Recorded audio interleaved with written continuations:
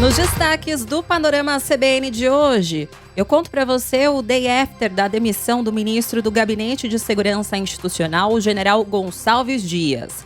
Na parte administrativa, o ministro interino assumiu o cargo hoje e vai fazer um pente fino no gabinete. No judiciário, o ministro Alexandre de Moraes pediu que o general demitido seja ouvido. E na parte política, o governo confirma que vai aderir à CPI dos atos antidemocráticos. Na economia, uma reviravolta no caso Shein. A empresa chinesa anunciou que pretende nacionalizar 85% das vendas no Brasil em até 4 anos. No esporte, mudanças no comando do Corinthians e do São Paulo. E no noticiário internacional, o foguete Starship da empresa SpaceX, do empresário Elon Musk, explodiu hoje. Panorama CBN. Olá para você que está ouvindo o Panorama CBN. Eu sou a Juliana Prado e vou te contar em menos de 30 minutos tudo o que foi notícia nesta quinta-feira, dia 20 de abril de 2023.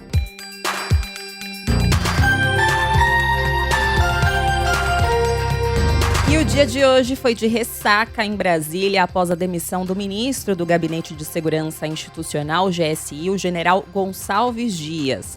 Essa quinta-feira foi o dia de Ricardo Capelli assumir de fato, de forma interina, o comando do Gabinete de Segurança Institucional. Relembrando você, Capelli chegou a assumir também de forma interina o comando da Segurança Pública do Distrito Federal após os atos do dia 8 de janeiro. E hoje ele falou sobre o desafio de assumir essa nova missão, já que é um órgão que tradicionalmente é chefiado por militares e desta vez vai ser comandado por um civil. O mais importante, se quem ocupa é civil ou militar, são as definições, as atribuições, o papel institucional. Isso é que é importante e a gente tem feito essa discussão em total sintonia, tanto com civis quanto com o comando do Exército, com o general Tomás também. Olha, é uma missão institucional e a gente que está servindo ao país tem que estar pronto para atender. Eu atendi um chamado do presidente da República e vejo com a mesma tranquilidade, mesmo equilíbrio e firmeza com que a gente conduziu a intervenção do Distrito Federal. E Ricardo Capelli foi convocado novamente para arrumar a casa, que aparentemente ainda está desarrumada. Tanto que Ricardo Capelli disse hoje que está levantando informações sobre a atuação de servidores do Gabinete de Segurança Institucional dentro do Palácio do Planalto no dia 8 de janeiro. Ele também disse que vai enviar esses dados ao Supremo Tribunal Federal, isso porque hoje, mais cedo, o ministro Alexandre de Moraes determinou que Capelli informe ao STF em 24 horas a identificação de todos os servidores civis e militares do GSI que aparecem em imagens gravadas por câmeras de segurança do Palácio do Planalto no dia dos atos golpistas. Inclusive, o governo federal já se adiantou e identificou um militar que aparece nessas novas imagens na área interna do Palácio do Planalto. Ele aparece dando água a golpistas e indica a saída de emergência para eles que tinham invadido o prédio. O homem nas imagens é o major do Exército José Eduardo Natali de Paula Pereira. Ele atuava como coordenador de segurança de instalações dos palácios presidenciais e estava trabalhando no Palácio do Planalto no domingo. O general Gonçalves Dias, que também está na imagem, disse que ele e a sua equipe estavam direcionando os bolsonaristas que invadiram o Planalto para o segundo andar, onde seriam presos. Sobre os militares que aparecem nas imagens, o comandante do Exército, general Tomás Paiva, disse hoje que a instituição está colocando todas as informações sobre os atos golpistas à disposição do GSI. O comandante do Exército, ele foi questionado também sobre qual a avaliação dele sobre a atuação de militares do Exército na invasão ao Palácio do Planalto. E o comandante disse que esse problema agora é da Justiça. E quanto às imagens, aí eu acho que é um problema da Justiça, não é? Então, isso aí está no bojo de investigações, nós estamos colaborando com as investigações como um todo, então eu acho que compete à Justiça, de uma maneira geral, inclusive verificar aonde a pessoa vai ser julgada, se eventualmente ela tiver culpa, onde que ela vai ser processada, se é na esfera comum, se é na esfera militar. Então, essa questão é uma questão que afeta a justiça e não o comando do Exército. A partir do momento que a gente tiver essas pessoas todas identificadas, a pessoa que foi identificada lá, que apareceu, a gente já sabe quem é.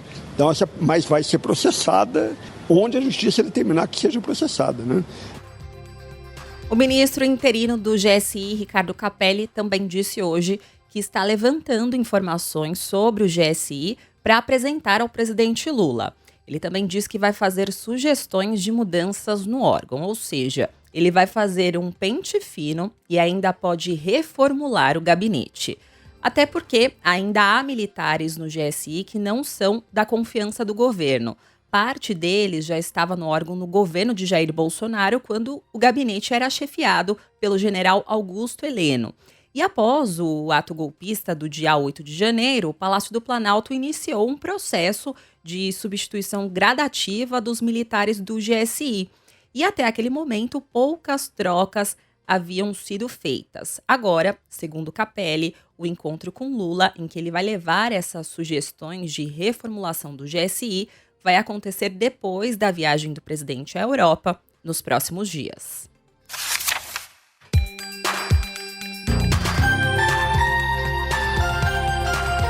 E não pense que a demissão do general Gonçalves Dias do governo encerrou aí a história dele nesse caso. Há muitos desdobramentos sobre esse assunto. E eu começo pelo judiciário. Hoje, o ministro do Supremo Tribunal Federal, Alexandre de Moraes, determinou que a Polícia Federal ouça em até 48 horas o ex-ministro do GSI, o general Gonçalves Dias, sobre os novos vídeos da área interna do Palácio do Planalto durante os atos golpistas. Se você está perdido, contextualizando para você rapidamente, as novas imagens que foram divulgadas ontem pela CNN mostram o então ministro do GSI e servidores do ministério caminhando entre manifestantes golpistas nos andares mais altos do Palácio do Planalto no momento da invasão, no dia 8 de janeiro. E ontem, após a demissão, em entrevista à TV Globo, Gonçalves Dias disse que estava no Planalto para retirar os manifestantes. O general também disse que a sua imagem foi retirada do contexto. O curioso é que essas imagens aí eram desconhecidas pelo próprio governo, já que o general Gonçalves Dias disse que a câmera que gravou essas imagens estava quebrada. E esse fato aí contribuiu muito para a demissão dele do cargo, já que houve uma quebra de confiança do presidente Lula em relação a ele. Os dois trabalhavam juntos desde 2003. Em entrevista à Globo News, hoje o ministro da Comunicação Social da presidência, Paulo Pimenta, disse que o presidente Lula não sabia das imagens.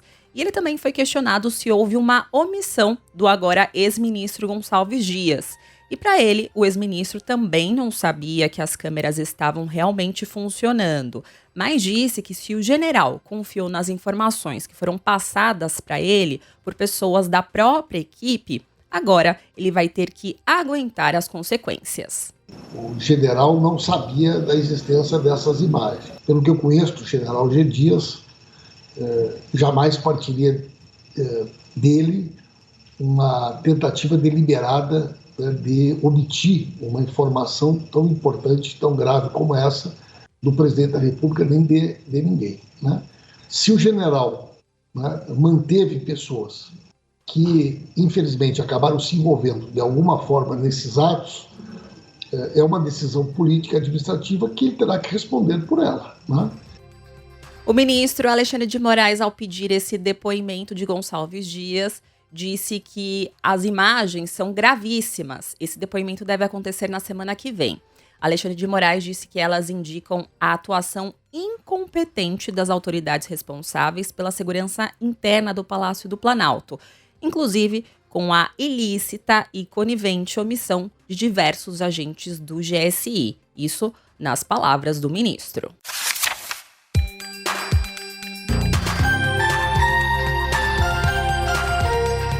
E na parte política dessa história, com a demissão do ministro, ganhou força entre os parlamentares a criação imediata da CPI dos atos antidemocráticos. Até ontem, antes da demissão, o governo não era favorável à CPI. Não porque não tem interesse em saber quem planejou a tentativa de golpe de Estado. Na verdade, o governo não queria a CPI porque ela pode atrapalhar a aprovação de medidas importantes, como o novo arcabouço fiscal e a reforma tributária. Porque, geralmente, quando começa uma CPI, os trabalhos no Congresso ficam paralisados e não há uma previsão para que ela termine. Mas hoje, oficialmente, o governo mudou o discurso. O ministro da Secretaria de Relações Institucionais, Alexandre Padilha, explicou por que o governo vai apoiar a instalação da CPI sobre os atos golpistas do dia 8 de janeiro, que é uma proposta dos parlamentares de oposição ao governo. O vazamento editado dessas imagens cria uma nova situação política e, por conta disso, orientamos o líder da Câmara, o líder do Senado, o líder do Congresso, no diálogo com os líderes dos partidos que compõem a base, tanto na Câmara quanto no Senado, a afirmar claramente, desde ontem, que caso a sessão do Congresso, na próxima semana, tenha a leitura da instalação de uma CPMI, nós apoiaremos a instalação, vamos orientar os líderes dos partidos da base a indicar membros para essa CPMI, vamos enfrentar este debate político que está tentando ser criado por aqueles que passaram pano para os atentados terroristas do dia 8 de janeiro. Segundo Padilha, a instalação da CPI será uma pá de cal na tentativa de parlamentares da oposição de criar o que ele chama de teoria terraplanista de que integrantes do governo Lula estariam envolvidos nos atos. Hoje, o presidente do Congresso, Rodrigo Pacheco, confirmou que vai ler o documento de instalação da CPI na sessão do Congresso na próxima quarta-feira, isso se houver apoio suficiente. São necessárias 171 assinaturas na Câmara e 27 no Senado. E até agora, segundo o líder da oposição na Câmara, Carlos Jordi, há 194 assinaturas de deputados e 37 de senadores. Eu considero que é um fato que precisa ser esclarecido, apurado. Tenho defendido que todo aquele que, direta ou indiretamente, tenha contribuído para a prática de atos lesivos da democracia devam responder por esses atos. E no dia 26 vai acontecer aquilo que devia ter acontecido no dia 18, que é a leitura da CPMI. Eu nunca me furtei a isso em qualquer circunstância. Seria esse o encaminhamento mesmo da leitura da CPMI, considerando que ela preenche os requisitos. O ministro Alexandre Padilha disse ainda que a instalação da CPI não deve atrapalhar os planos do governo no Congresso para a aprovação de medidas provisórias e também do novo arcabouço fiscal, que deve ser votado, segundo ele, com rapidez. Já o ministro da Justiça, Flávio Dino, disse que o governo não tem nada a temer em relação à CPI e que não há barreiras para a investigação. E o que eu posso afirmar ao senhor é que nós não temos absolutamente nada a temer, porque quem caminha com a verdade não tem medo de nada e de ninguém. Então pode haver qualquer tipo de investigação sobre qualquer coisa, que nós queremos isso, mostrar mais uma vez sempre que nós fomos vítimas, alvos de uma ação terrorista, criminosa, orquestrada por centenas de pessoas que queriam dar um golpe de Estado contra o governo legitimamente eleito, e essas pessoas foram presas. Outras pessoas têm sido presas e vários estão já respondendo à ação penal do Supremo Tribunal Federal. Portanto, a lei está sendo cumprida. Enquanto isso, nos bastidores já começou a briga entre os parlamentares e partidos para ter aí um representante nessa comissão. O deputado Capitão Augusto, do PL, que é partido de oposição, disse que o PL vai brigar ainda pela presidência ou relatoria dos trabalhos na comissão. Para nós, temos no mínimo na vaga de titular 3 vagas, ao que nos parece, que a primeira vaga seria do próprio deputado André, que é o autor do requerimento de abertura da CPI, e outras 2 vagas que estariam ainda em aberto. Mas nós temos excelentes nomes, grandes nomes, para estar ocupando essas outras 2 vagas. Sendo o maior partido da Câmara, sendo o autor do requerimento, no mínimo o PL tem que ter o direito à presidência ou à relatoria da CPI. É isso que nós esperamos, né? Essa é a nossa expectativa. Já o PT prepara nomes de deputados experientes para compor essa CPI, como Lindenberg Farias e também Carlos Zaratini. E nem começou direito os trabalhos e o deputado Lindenberg Farias já sinalizou que o PT vai brigar para ter representantes em cargos estratégicos na CPI. há uma maioria do governo. A presidência vai ser do bloco governista. E o relator também. Essa história de que o autor do pedido de CPI vira presidente ou relator, essa história não existe. Isso aqui é quando há acordo. Nós nunca aceitaríamos que o autor desse pedido de CPI, que está sendo investigado no Supremo Tribunal Federal por sua participação nos atos de 8 de janeiro.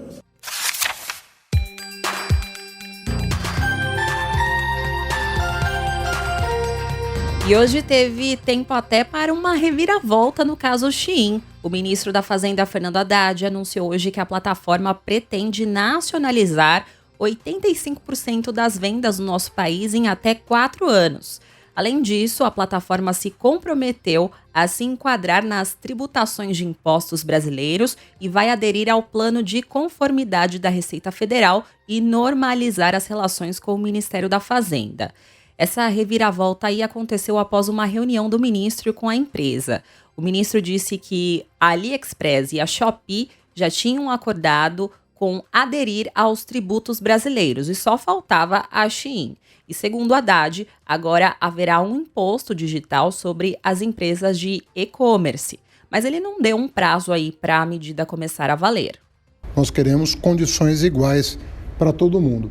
E, segundo eles, se a regra valer para todo mundo, eles absorverão os custos dessa conformidade, não repassarão para o consumidor. Ou seja, quando o consumidor comprar, ele está desonerado de qualquer recolhimento de tributo. O tributo terá sido feito pela empresa sem repassar para o consumidor nenhum custo adicional. Então, vai ficar tudo legalizado, protegendo a concorrência leal. Traduzindo aí o que o Haddad disse, a Shein se comprometeu a não repassar os custos dos impostos para o consumidor. Após aí a reunião com Haddad, a empresa chinesa anunciou também que vai investir 750 milhões de reais no Brasil nos próximos anos para estabelecer uma rede com milhares de fabricantes do setor têxtil no país. A companhia asiática anunciou também um marketplace para produtos e vendedores no Brasil e diz que pretende fazer uma parceria com 2.000 fabricantes no país, o que deve gerar 100 mil empregos nos próximos 3 anos. Segundo a empresa, até o final de 2026, cerca de 85% das vendas no Brasil devem corresponder a fabricantes e vendedores locais. Agora eu vou fazer uma pausa no noticiário para contar para você um recado do patrocinador deste podcast. Em nosso ensolarado Brasil, a energia solar já é a segunda maior fonte da matriz elétrica do país, superando a eólica recentemente e ficando atrás apenas das hidrelétricas. Os dados são da Associação Brasileira de Energia Solar Fotovoltaica. Diante disso, o uso de placas solares em residências e empresas vem crescendo ao longo dos anos no país. Em termos de capacidade de geração, somando as usinas de grande porte e os sistemas de geração própria de energia solar, já temos quase a mesma potência instalada da usina hidrelétrica de Itaipu, que é a maior do Brasil e a segunda maior do planeta. E o Banco BV, um dos maiores bancos privados do Brasil, é líder em financiamento de placas solares e oferece linhas de crédito para a instalação de painéis solares para sua casa e negócios, que são sujeitos à análise. Conheça mais em bv.com.br ou siga o banco nas redes sociais no @BancoBV. Panorama CBN. Voltando ao noticiário, o Ministério da Justiça abriu um procedimento administrativo contra o Telegram, que pode resultar na suspensão da plataforma no Brasil. Segundo o governo, a medida foi adotada porque o Telegram tem desrespeitado prazos para informar mecanismos para combater a circulação de conteúdos de ódio e violência. Esse processo será conduzido pela Secretaria Nacional do Consumidor. Essa informação aí ela foi divulgada hoje durante o balanço da Operação Escola Segura e começou no dia 5 de abril, após o ataque a uma escola em Santa Catarina. De acordo com o ministro Flávio Dino, 302 pessoas já foram presas ou apreendidas por ameaças de ataques às escolas no país. Ele ainda disse que até esta quinta-feira, Mais de 2.500 boletins de ocorrência foram registrados e aproximadamente 1.700 casos estão sendo investigados pela Polícia Civil e pela Polícia Federal. Além disso, 1.062 pessoas já foram ouvidas em depoimentos e 270 mandados de busca e apreensão já foram cumpridos. Com isso, já foram recolhidos pela polícia armamentos e materiais de referência a grupos nazistas e neonazistas. Segundo o ministro Flávio Dino, a operação vai continuar por tempo indeterminado. Falou em nazismo, falou em neonazismo, ameaçou escola, ameaçou comunidade escolar, disse que vai fazer ataque, nós estamos pedindo a prisão. E vamos continuar, porque isso realmente não há possibilidade de nós convivermos com esse clima que alguns poucos querem criar em detrimento de 40 milhões de estudantes brasileiros. O ministro ainda disse que, se não fosse o monitoramento das redes sociais, as prisões e apreensões não seriam possíveis. Sobre aí esse processo administrativo, o Telegram foi procurado pela nossa reportagem, mas não se manifestou até o fechamento deste podcast.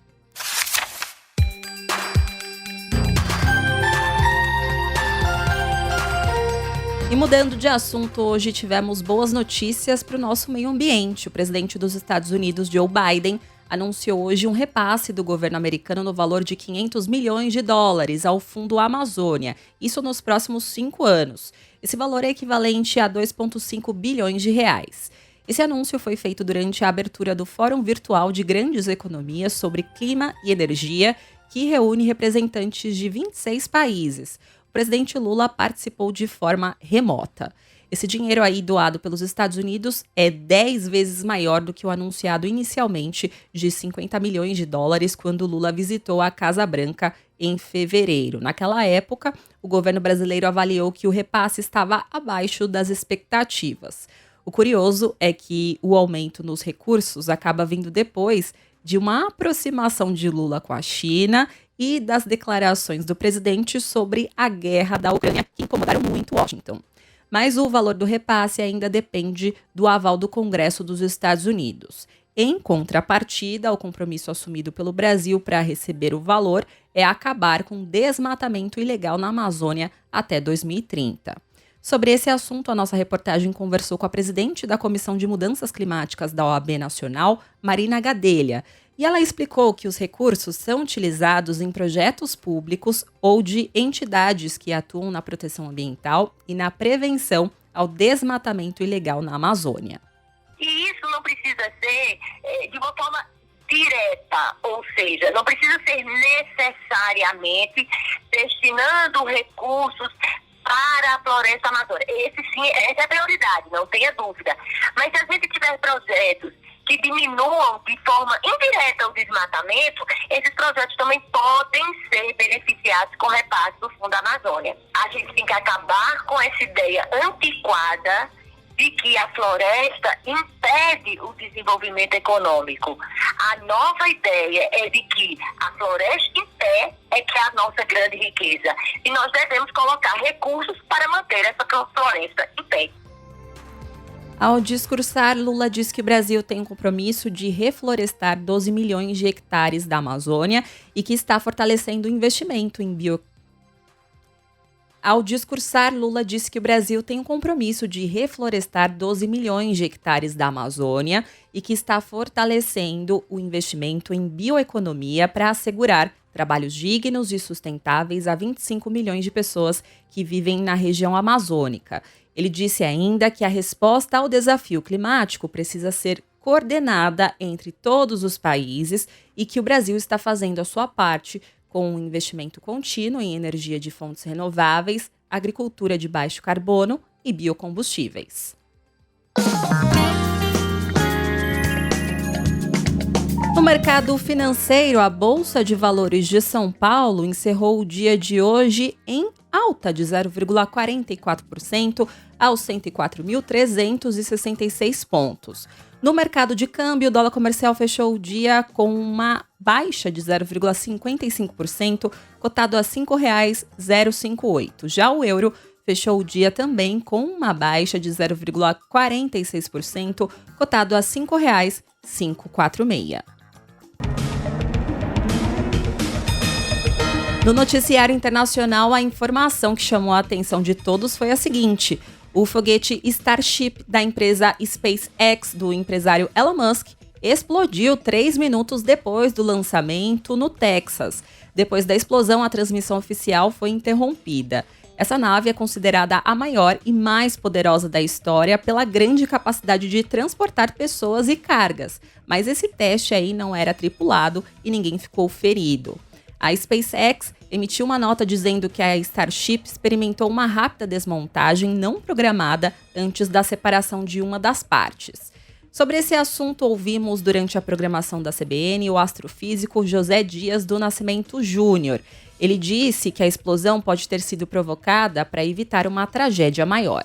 A maior parte da carga de um foguete é combustível. Então a gente não tem como deixar uma máquina dessa, né, com tanta energia, ir para qualquer lugar. Então, alguma coisa sai do normal, né, o protocolo de segurança é explodir antes de ter um acidente maior, com vítima, né?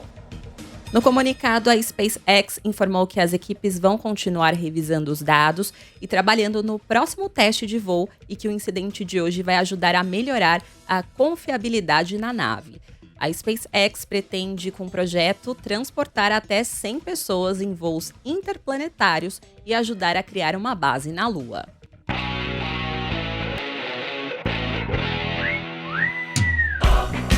E no esporte, tivemos 2 mudanças importantes hoje em 2 clubes paulistas, começando pelo Corinthians. A diretoria do clube demitiu hoje o técnico Fernando Lázaro. Em uma reunião foi decidido que ele vai voltar a exercer a função de auxiliar da comissão permanente. Ao todo, ele acumulou 24 partidas como treinador do Timão, com 14 vitórias, 6 empates e 4 derrotas. O anúncio aí da saída ocorreu um dia depois da derrota para o Argentino Júnior por 1-0 na segunda rodada de grupos da Libertadores. Depois aí da demissão, o Corinthians já anunciou um novo treinador e vai ser o Cuca, que já foi treinador do Palmeiras e essa é a primeira vez que ele vai comandar o clube. Hoje também, o São Paulo Futebol Clube acertou a contratação do técnico Dorival Júnior. O treinador vai substituir Rogério Ceni, que foi demitido ontem. Essa vai ser a segunda passagem de Dorival pelo tricolor paulista. Ele estava desempregado desde dezembro, quando ele foi demitido pelo Flamengo. O treinador foi dispensado mesmo depois de ganhar os títulos da Libertadores e da Copa do Brasil com a equipe. O Flamengo decidiu contratar Vitor Pereira, que era do Corinthians, e no Flamengo ele não ganhou nenhum título e foi demitido na semana passada.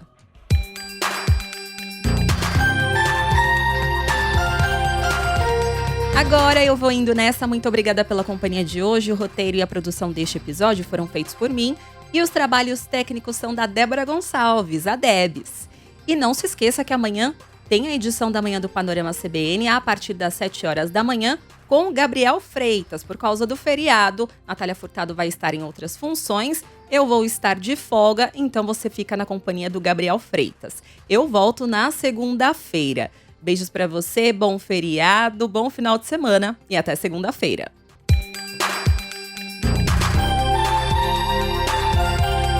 Panorama CBN.